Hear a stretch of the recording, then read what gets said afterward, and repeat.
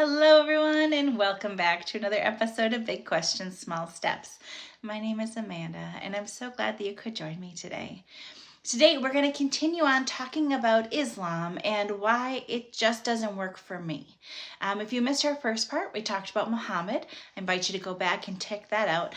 But today, we're going to talk about why Islam doesn't work for me, and we're going to focus particularly on the treatment of individuals within Islam and their relations with other denominations. So, if you're interested, let's hit the intro and we'll begin right away.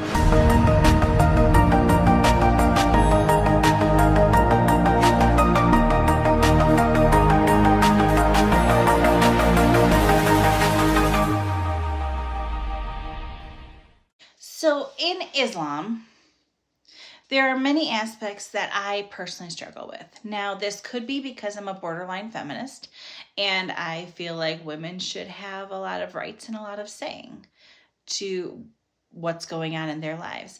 Now, for me, there were many little aspects that kind of contributed to a big feeling of, no, thank you. So before I learned a lot about Islam, I had the experience of going to a mosque myself. And that was my first in-person experience where I quickly got the feeling of, no, this is not for me. So when I went to the mosque, it was very, very nice. When you walked in, you went up some stairs, you took your shoes off, and you went into the room. And there were women gathered, and they split the people who are at worship between the women with the children and the men. The speakers on the men's side, there's a accordion wall that separates the two of them. Fine, whatever. I don't think I need to be separated from my husband in order to worship, but that's their practices, and I'm not going to knock that. But when I would ask a question to the women, they wouldn't answer. Now, it could have been they didn't know the answer. It could have been they were instructed not to talk to people who are visiting. It could have been a number of reasons. So that kind of put me on edge. And then after the service, when we were at the service and experiencing this, we went downstairs and we had a little luncheon with some members. And it was a leader from the men's side, because all their leaders are men. And he would ask, like, are there any questions? And so I would kind of ask a couple of questions, and he would very deliberately, and I can tell it was deliberately because I was right in front of him, and he was constantly always looking over to the sides to avoid answering my question or accepting my question for consideration. And I didn't care for that. And then when I was spoken to, it felt like a very demeaning kind of connotation or conversation. It was like he was talking down to me. And then it was like there were side jokes with the male counterparts that were in the group. Like, oh, can you believe she asked that question? Like, I don't care for that. Like, just because I am not Muslim doesn't mean that I don't have the right to ask questions. So I personally did not like that. And that carried over as I was researching Islam and their general view of women. Women are viewed as possessions. They are viewed as less than. In business matters, you need 2 female witnesses to combat 1 male witness. A female's voice or a vote is worth half of a man's. Men are more trustworthy than women. Women need to be corrected and taught because they are less than. They are possessions. And I don't like that. I like to be protected. I like to learn. But I am not less than purely because I'm a biological female. that I don't agree with. Another part that I don't care for in how they treat people is if a Muslim family is having a child and they've had girls, there is a common practice to bury unwanted girl babies alive. They won't kill them because that's against the Quran. However, they'll bury them alive, which is essentially like killing them. To discard someone who has value is problematic for me. And I believe that every life has value. You may not agree with what they have to say, but that doesn't mean that you have the right to take away their life. That's problematic for me. Another thing that I struggle with is I love my amazing boyfriend. I hope that soon he'll be my amazing husband. But in Islam, women are forced into obedience. And it's actually written in their Quran. It says in the Sunnah 1163, it says, I certainly enjoy you to treat your women well, for they are like your captives. Don't like that. And you don't have any right to treat them otherwise, unless they commit a clear obscenity. What's a clear obscenity? Glad you asked, let me tell you.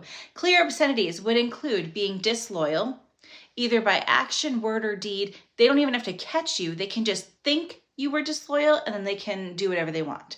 You could have ill conduct, which is such a vague term because it's really at the eyes of the husband. Whatever he feels is ill conduct is worthy of a punishment. Or you could be rebellious. Maybe you say no. Maybe you don't hold his hand when he reaches out for you. Any of those acts would be considered rebellious. Again, it's all in his eyes. So you have a clear obscenity. What do? If they do a clear obscenity, you may forsake their beds. So basically, don't sleep with them. Also, strike them, but try not to cause pain. Avoid the face, and try not to leave a mark. But if they obey you, then you may not do so. What? So the Quran literally says, if your wife doesn't do what you want, you can strike her. And again, striking is not to cause pain. But again, they can say, I didn't mean to hit you that hard or whatever. You're supposed to try not to hit the face, and you're supposed to try not to leave a mark.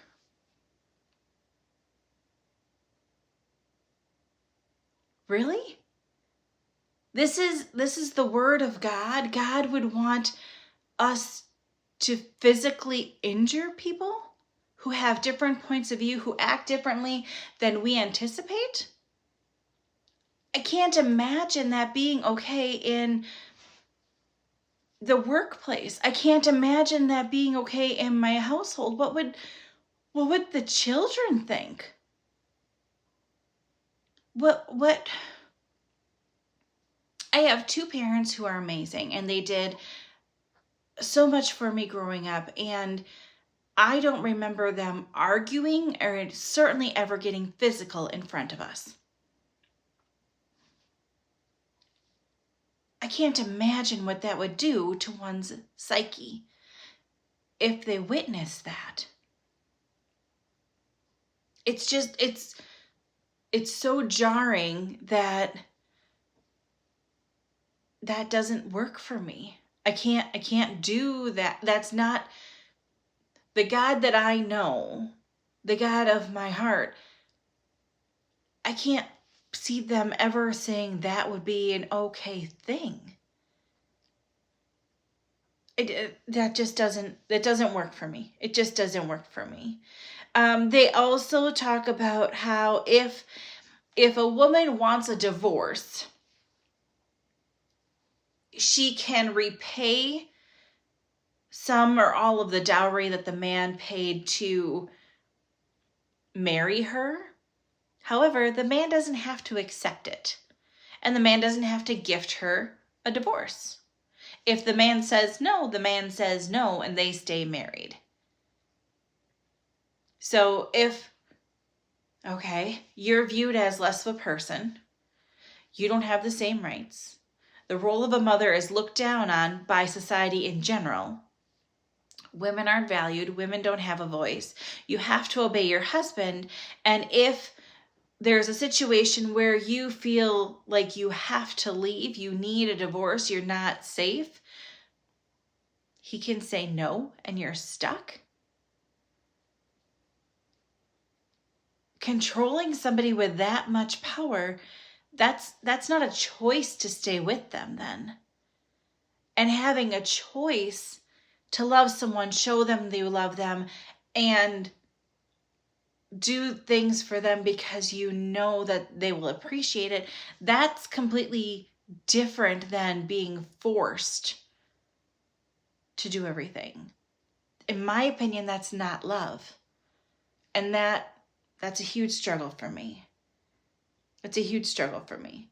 So if you take away all those different marital aspects, you get into the general way that people within the Muslim culture interact with other people, whether it's other nations, whether it's other denominations, whatever. And you see these aspects continuing in different realms, and it just doesn't sit right with me. So the whole conflict that's going on, for example, in Iran currently,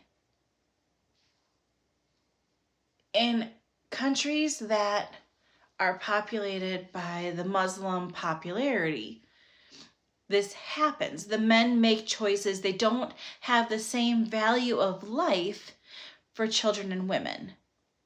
When the war was going on in Israel, between Israel and Palestine, or Israel and Hamas, they were using women and children as a shield because Israel and the Western world care and value human life. So it was more of a headline when, if bombs were dropped on, say, a school or a hospital because Hamas was holding that area as a hideout, they didn't care about the loss of lives. They don't value human lives like that. They're just bodies and they don't care. But the Western world, Israel, cares. That value is so different. And I can't wrap my head around why they would think that's okay. That it doesn't work for me. In Iran currently, what they're doing is they're cutting off electricity so that anybody who's protesting what's going on can be killed more easily. They don't want people to speak out. They want to just run their regime. That's not the world I grew up in. I don't know how I could willingly choose a religion that would take away my voice. That I couldn't speak up if something was wrong, that I couldn't live my life, protect the people I love, express my thoughts without fear of myself dying. That's a hard pass for me. In general, there is no concept of freedom of speech in the Muslim culture. So all these protests where, again, during the Israel and Palestine war, these queers for Palestine was something, or the LGBTQ for Palestine, they don't have the same value of human life. If you were part of the LGBTQ community and you were in Palestine, you were in a Muslim country, your voice would not be appreciated. They would not say, "Oh, thank you for standing up for us." No. they would dispose of you. You are less than desirable in their eyes. You are disposable. Unless you are a man, and you are a man with power and influence, you are disposable. The human life does not mean the same for Muslim countries. The Quran can say, oh, you have to treat your wives with loving kindness and treat them all equally, and they're like captives. What? I choose to marry you. I don't force to marry you, and I don't stay with you just because I have to. I choose to. That doesn't work for me. If you take away somebody's choice, that doesn't work. And then the kicker for me was when I read that in the Muslims' frame of mind, it is thought that everyone begins as a Muslim, and it's their parents that change them. They believe that Adam was a Muslim because he submitted to God. They believe that Abraham was a Muslim because he submitted to God. They believe that all the prophets were Muslim because they submitted to God. Again, all children are Muslim. They come as pure bodies, but the actions of the parents can change them into Jewish people, into Christian people, into Zoroastrian people, into Buddhist people, into whatever. Really? So they think that human life doesn't have value, and they also think that they're better than everybody else. It bothers me greatly, particularly because I'm on the conversion path to Judaism, when they talk about the Jewish people, the Jewish state of Israel, and how it just needs to go away. You may have heard the chant, from the river to the sea. What does that mean? It's not that they just want the land. No. They want all Jewish people dead, gone, eliminated. Will they stop at the Jewish people? No. The Quran has said that everyone who is not Muslim is an enemy. The Jewish people are just their first target. That's not okay to me. You don't have to believe what I believe, but that doesn't mean or give you the right to put my life in jeopardy. No. Just because I left Christianity does not mean that I want all Christians everywhere to perish. No. It's a different frame of mind. And it's just not one that I can get on board with. Islam is not for me. And I learned that. Now, in our next episode, we're going to talk about the third reason that Islam is not for me. We're going to talk about their view or perception of God and how that differs from what I think. So, if you enjoyed today's presentation, I hope you give it a like. I hope you hit that subscribe button, because we certainly have more learning and growing to do. We never stop here, do we? No. And I never want to, because the more you know, the more you grow. So until next time, take care. Bye-bye.